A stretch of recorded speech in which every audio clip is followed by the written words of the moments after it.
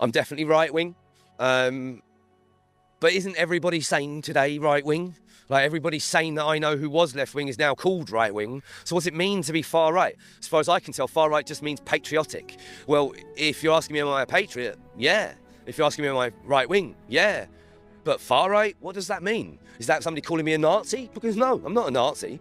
But that's what that seems to imply. And so I don't really like this idea of far right. I don't even really like the idea of left versus right. I don't think that's what we're in. I think we're in sane versus insane. I think we're in good versus evil. I think we're in a spiritual battle, not some political battle of the 1920s. That time is past. There is no such thing as left wing anymore. You either want your country to survive or you don't. That's it. Good versus evil. There is no such thing as right wing. It just doesn't exist. Ethnicity in the world is described by their ancestry and their land. Now, that has been called blood and soil in the past. But that phrase has got something of a negative connotation these days. But it boils down to that. My father was born in this country, my father's father was born in this country, and every father going back for all of time that there were humans in this country was born in this country. In everywhere in the world, an ethnicity is described by a people of genetic collectivity in one place. That's an ethnicity, that's a nation. We've been here for a long time. That's what it means to be English. You are English by your blood. That's it. We as men should care for the future of our children and care about the ethnic survival of our ethnicity. Well, yes, everybody agrees with that. Ask a Bangladeshi what he thinks about the survival of Bangladeshi people. Ask a New Zealander what he thinks about the survival of the New Zealanders. They'll all tell you the same thing. They want a safe place for their children into the future, surrounded by their ethnic peoples. It's literally the way of humans. So the fact that this even exists as a Nazi trope makes me laugh, to be honest, when I found out about it, because how can that be a Nazi trope? All it literally says is we need to secure the future for our white children. Yeah. Isn't that what every father thinks about his children? Why is it a Nazi thing? Is it because it's white people? Is it white people that are allowed to be racists and everybody else not allowed to be a racist? Because that's what it seems like. It seems like racist equals white. Because no black man can be racist to me. If I criticise a Jew, I'm an anti-Semite. If I criticise an Islamic, I'm an Islamophobe. What are you if you criticise me? What are you if you try and replace me? What are you if you try and tell me I'm wrong for wanting to protect my children? Apparently, you're a perfectly reasonable person. But I'm a racist for wanting to protect my future. No, bullshit. So what's my position on how we should do the ins and outs of this and that? I'm a carpenter, bruv. I'm just an ordinary bloke. I'm not a politician. I'm not a wonk of theory and policy theory. You know, I don't know about that stuff. I've got ideas on it, but that's just my ideas. And that don't matter. What matters is the heart and soul of our nation. What matters is what we're losing if we don't fight for it. And that isn't about the minutiae of how a government is formed and how it's performing and what rules we put in place. There's better men than me to argue all that out. We've already argued it out in our past and it worked out lovely. We just need to be doing it ourselves. We've got to let go of this idea that anyone can turn up in our country and suddenly, instantly, through magic soil, become an Englishman. They don't care about us as we care about us. I'm not against the natural movement of people. I am against people becoming naturalised to a country. Unless you marry into a place, really you shouldn't be there. You can visit, you can work, you can have business ties, you can have tourist ties, whatever. You can visit people and everything. But this idea that people should be able to just move to another country, then after a period of time, become a citizen of that country, it's just ludicrous. And it doesn't help anybody. Not that I want people or dislike any people. I don't have any hatred for anyone. I just love my people more. And we are in an existential threat of not existing anymore if we don't change our course. We can't take millions upon millions upon millions of people from all over the world and then call them Englishmen with a passport. It's not working for us. And if it's going to kill our people, I'm against it.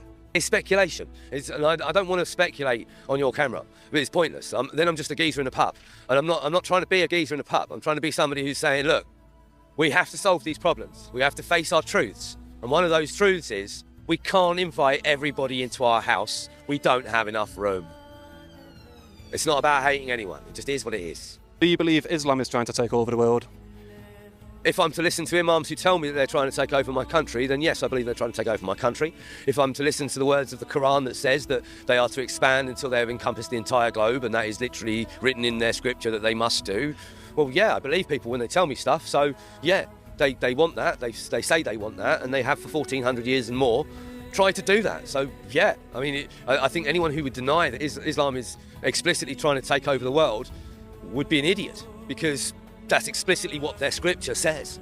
Islam is not compatible with the West, because the West is Christendom, and Christianity is not compatible with other religions, because we believe, and I am a Christian, we believe that there is only one true God. The Jews don't follow that God.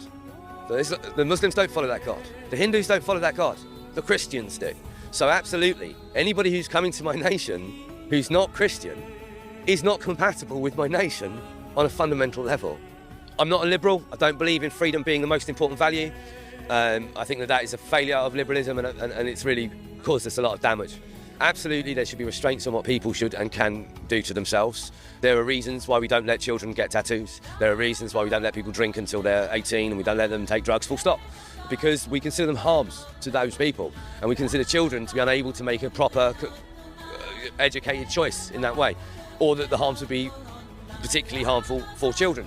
So we already restrict freedom in all sorts of ways. You're not allowed to go out and murder someone. That's against the law. That's a restriction on your freedom. So we've got all these restrictions on freedoms, and yet we're still seemingly under some illusion that we should be giving all freedoms to everybody. And so, well, we don't already. Stop imagining we do. We don't. When political options run out, other options become available.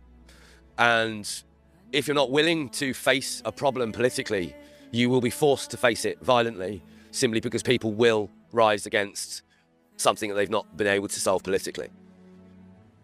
So yes, it's not that I believe that there are other options or that they're justified. I just believe it's simply human that will be the case. So it doesn't need to be justified. Like if you fail to address a problem as an authority system, a government or whatever, you can expect sooner or later, if that problem is a serious one, sooner or later the people of your country are going to rise up against you because you're not listening to them.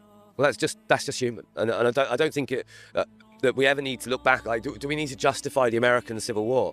I don't think we do. I think we can look at it and say, yeah, that makes sense. They didn't like their situation. It's their country, so they took it. Seems fair to me. And yeah, that's what will happen to any weak, failing governance. They will be overthrown by other means. Like I said, I'm here to say that Englishmen have the right to discern the future of their own nation, and what they decide is what I shall support. And that's literally what I mean. Like, I'm not here to support anything but the English. And if they choose something I don't like, so be it. But just because you like England doesn't mean you've got a right to be here or stay here or live your entire life and children's lives here. It's just that we're not the world. We're a tiny little island. We can't do that. It's not a human right to have access to England. And I haven't got a human right to access to Saudi Arabia. So, I just don't see the argument. Everyone knows this is true, except for white people. Weird. I'm a nationalist. What kind of nationalist I am, I don't know.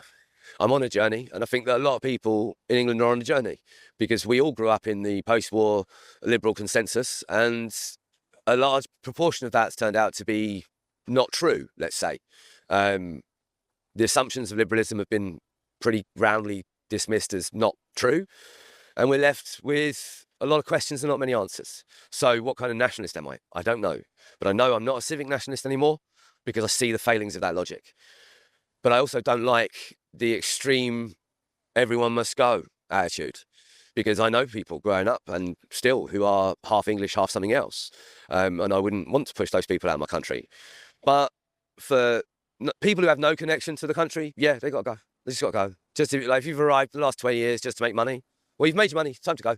And I think that's everyone. I think that's nationalism. And the argument, really, the only reason we talk about ethno-nationalism is because of the existence of the false thing, civic nationalism, that was created in 1948 out of nothing. And nobody's ever done, ever, in all of history, ever, anywhere.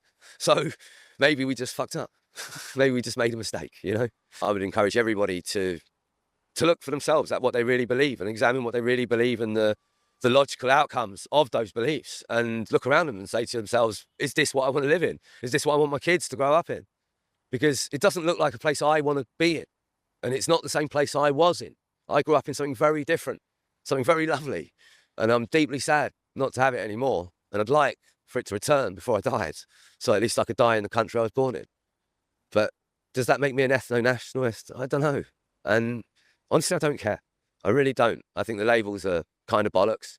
And I just want English people to have the opportunity to choose for themselves. That's what I want.